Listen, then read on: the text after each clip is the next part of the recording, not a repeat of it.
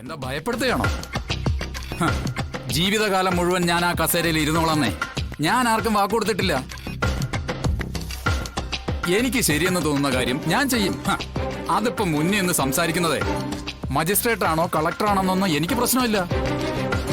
ഒരിക്കലും ഞാൻ ആ കസേരയിൽ ഇരിക്കുമ്പോ സത്യഭാമയ്ക്ക് ലോണ് കൊടുക്കില്ല. ഇനി ഞാൻ അറിയാതെ ഏതെങ്കിലും വഴി ഉപയോഗിച്ച് കൊടുക്കാൻ ശ്രമിച്ചാൽ എന്റെ പിടിപാട് വെച്ച് ഞാൻ അതങ്ങ് തടയും.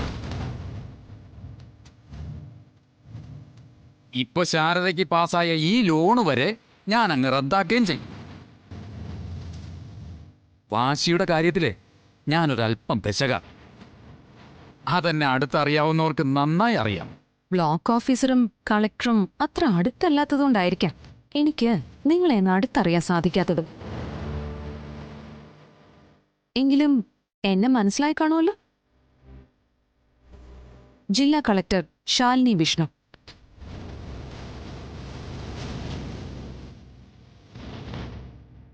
നിങ്ങൾ മുൻപ് പറഞ്ഞ ഈ ചായക്കടക്കാരിയുടെ മകൾ. എന്റെ എളിയ പിടിപാടിൽ ഒരു ചെറിയ കാര്യം ഞാൻ ചെയ്തിട്ടുണ്ട്.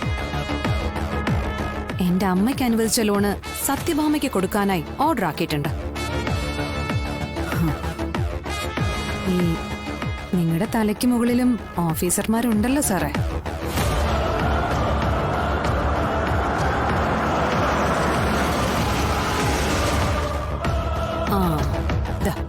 ആ ഓർഡറും കൊണ്ടാ ആ കാറിപ്പ വരുന്നത്.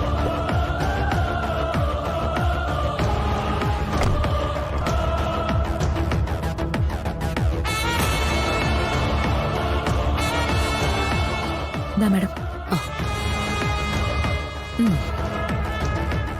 ഇതൊന്ന് വായിച്ചു നോക്കൂ.